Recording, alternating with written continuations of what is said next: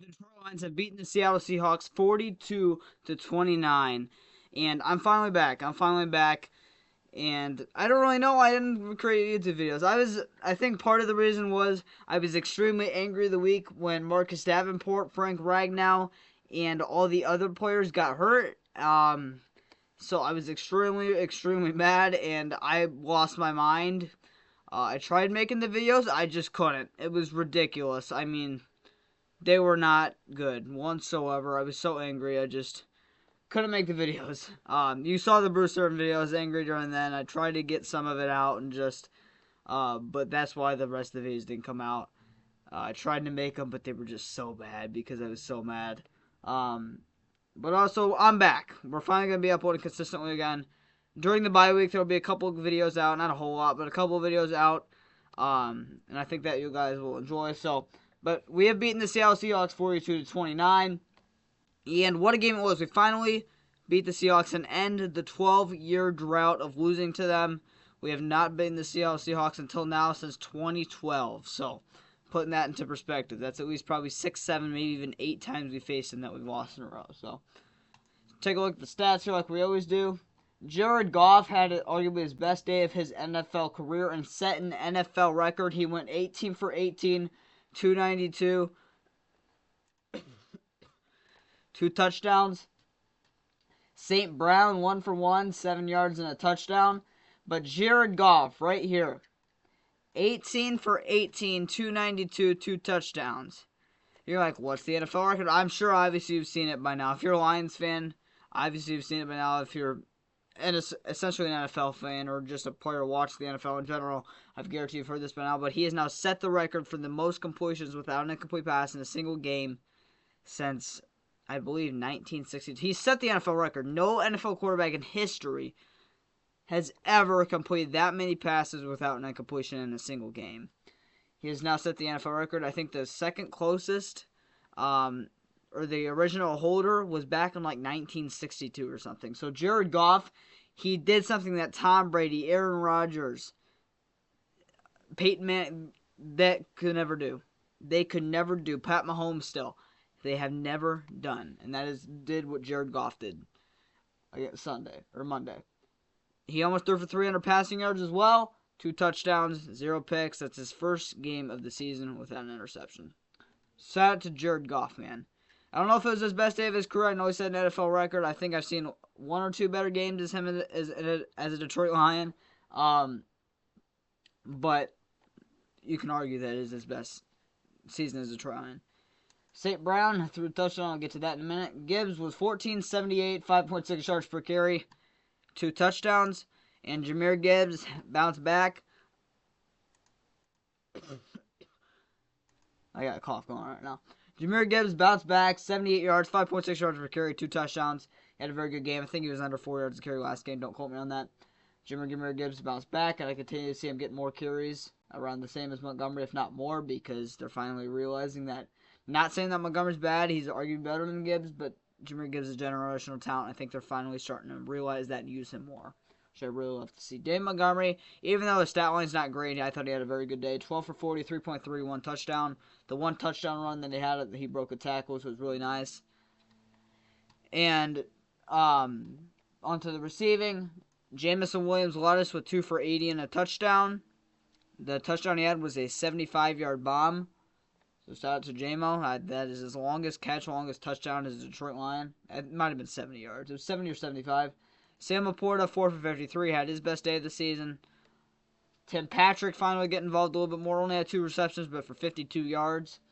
That's exactly what Josh Reynolds used to did. Didn't have that many receptions, but he had a lot of yards. That's why, Josh Reynolds with us. Even though, he didn't really eclipse 50 receptions. I think he eclipsed the last season with us, but before that, he never eclipsed 50 receptions with us. That's not a whole lot of receptions by any means. But he's always going to get you a whole bunch of yards. That's why he had over 600 yards for us. Is because he gets the big 15 to 18 yards per catch. Which is what Tim Patrick hopefully can bring and Allen Robinson can bring to the table. St. Brown had a very good day in the stat line in terms of yardage. Might not seem like a 6 for 45 and a touchdown. Brock Wright continues to be involved in the offense. I'm telling you, Brock Wright is one of the better backup tight ends I've seen in the league. Even though, 2 for 13. Oh, 2 for 13, what's that? He got involved a lot last week. Didn't make a review video about it. But Brock Wright, I believe, had 4 receptions last week for about 30 yards. I mean, he is such a good backup tight end, man. I don't care what anybody says. Again, he's not a starting tight end, but as a backup tight end, he's as good as they come. Khalif Raymond, I really don't know if they're just not using him in the offense like they did last year or what's going on, but he only had 1 reception for 9 yards, and he's not put up much this yardage and receptions this year. So I don't really know what they're trying to do with Raymond. I don't hate it, obviously. Raymond's very limited in the receiving game, but you can see what he can do. He's a 400, 500-yard guy receiving yards a year, which by no means is bad. But so far, he's not even coming close to reaching that by the end of the season right now. And Jared Goff, 1 reception for 7 yards and a touchdown. Jared Goff, I believe this is his 2nd career reception, but this is his 1st reception for the touchdown. I was laughing so hard. I don't laugh usually on a play, but I did here. It was hilarious.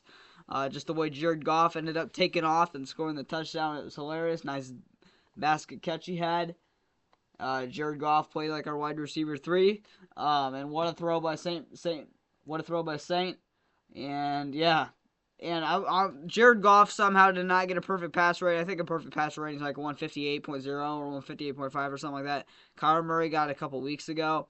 And Jared Goff, even though he was clearly better than Kyler Murray, the only way I'm assuming they didn't get a perfect passer rating is because right here, the 2 rushes for -2 yards, which was just the kneels to end it at the end of the game. That's the only way it makes sense out of the perfect passer rating. If that's not the reason why, I don't know what it could be. Sacks, and that's on the offensive line, potentially not Jared Goff. I don't know.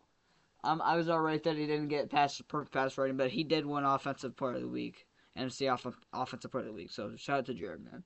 Onto the defense, Amik Robertson, 8 tackles. Amik Robertson, man, he's been a really solid pickup for us right now.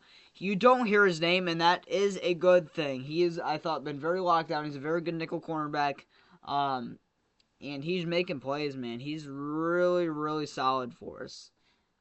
And you just really love to see him. I thought we got him for extremely cheap as well. I mean, I didn't think he was going to go for that cheap. I thought he was going to get like 2 years, 16 mil. We got him for like 2 years, even less than 10 mil. So, shout out to Amik Robertson. Jack Campbell is finally, I think, starting to come alive on the defense. He's now had 2 really good back-to-back games, in my opinion. He did have a fumble or forced fumble on DK Metcalf, of all people, and DK Metcalf's one of the strongest receivers, if not the strongest receiver in the NFL. So, shout out to Jack Campbell, man. Kirby Joseph, you see him on the thumbnail, had his 3rd interception of the season, and it was a fantastic interception. It was to seal the game. Kirby Joseph is playing like the second best safety in the NFL right now, behind Xavier McKinney. He's been absolutely phenomenal. There's no excuses. I think Troy Aikman said during the game, and I think he's right on this, he has more interceptions than he does receptions allowed on the receiver. So, Kirby Joseph, man, playing like one of the best safeties in football right now, and he has been the most underrated player drafted by the Lions, in my opinion. We drafted him with a conditional 3rd-round pick, and he's definitely lived up to that. He's arguably lived up to a 1st-round pick, in my opinion. The most unappreciated Lions draft pick under Brad Holmes, in my opinion. Alex Anzalone, I thought this was his worst performance of the season. He missed a couple of tackles. Now, one of the tackles, I wouldn't necessarily call this a miss.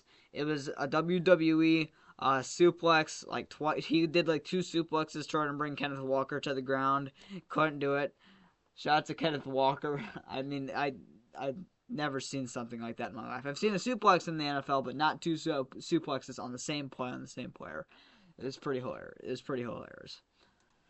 Brandon Joseph was starting at safety with the Fatu Malfanu getting placed on IR, and Brian Branch was ruled out right before the game with a illness.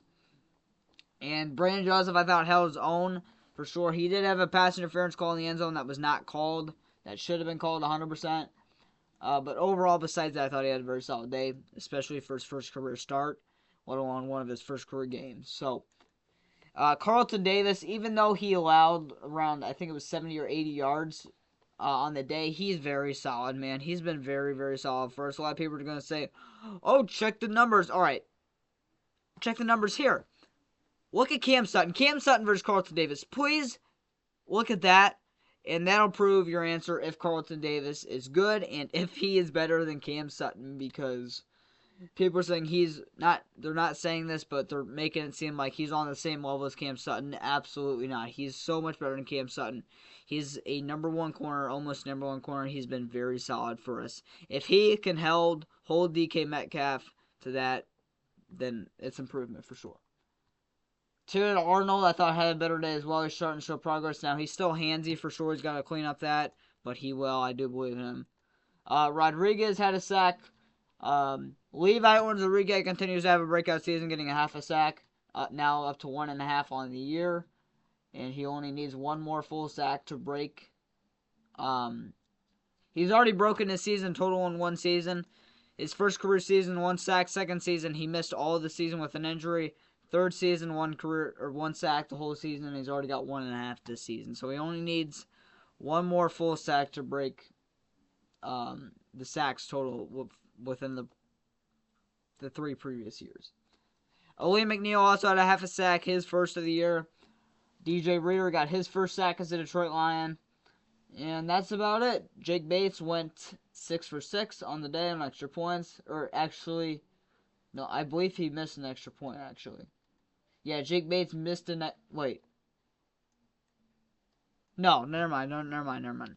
Jake Bates went 100%. He almost missed 2 extra points. I'm like, he scored 6 points, but I'm like, that equals this, right? I'm pretty sure he won 100%. I'm tripping right now. It's a couple days after the game. Take a look at the team stats here real quick. The video's getting a little bit long. Total yards, they outscored us by about 150. 516 total yards to our 389. Now, even though we allowed that many yards, I thought we still played. I can't say that. Never mind.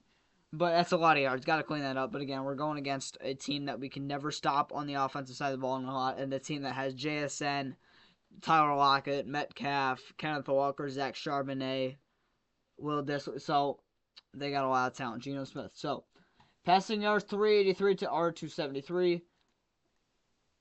Rushing yards 133 to 116. Yards per play 6.6 to 7.8.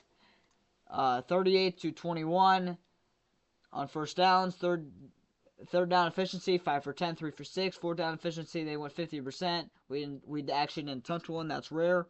Total plays 78 to 50. That's crazy. Sacks allowed 3 for each side. Punch 3 for each side. Penalties 8 for 70 on the Seahawks. 12 for 101 on us. Got to clean that up. Fumbles lost, 1 for the Seahawks, 0 for us. Interceptions thrown, 1 by the Seahawks, 0 for us. Time possession 34 minutes for the Seahawks and 25 minutes or 26 minutes for us. And I also do want to shout out this player as well. They don't have a stat line, but Kayode Owosika was starting for Graham Glasgow, Frank Ragnell. Glasgow moved to center, and then Kayode was our starting left guard. Shout out to Kayode, man. I really was never that big of a fan of him, but he, even though I really never said anything good about him, or really didn't talk about him that much, Kayode Owosika, he did sub in for us last year quite a bit, and I thought he held his own, and he played like a starting guard in this game. He was arguably, and I'm being serious here, he arguably was our best offensive lineman during this game, in my opinion. I know he had one of the lowest PFF grades for the Lions this week, but it's PFF. I'm done with PFF. I'm surprised Jared Goff wasn't bottom 10 on the offense or something I'm not saying he wasn't, but I'm saying I wouldn't be surprised just because PFF. I don't know how they get the numbers. I'd really, really like to know someday because I don't understand. Kayode Owosika, in my opinion, was probably our best offensive lineman in this game, and he was the lowest graded offensive lineman for us, if I'm not mistaken. It was him or Graham Glasgow. Both of them were on the bottom 3 for the offense. And I thought Graham Glasgow played good too. So I don't know. But leave your thoughts in the comments down below. One prodigal lines. Hutchinson finally did not get his sack. And I want to shout out Hutchinson, though, even though he didn't get a sack. He won NFC Defensive Player of the Month award. He is the first player to do that for the Lions since DeAndre Levy in 2014. I didn't even get to see him play. I was around at that time. but I didn't watch Lions football until 2015 or 2016. So I just missed him by about a year. But that's crazy, man. And imagine if we can get a guy, even though I know it's not going to happen, Max Crosby or Trey Hendrickson, even a Khalil Mack. I'm sure there's some veterans out there you could trade for or pick up, even Bruce Irvin at this point. Go check out the last video. If we had a guy like that, how much Hutch would produce as well. One Pride Go Lions. Leave your thoughts and comments down below. And look forward to the videos this week during the bye week.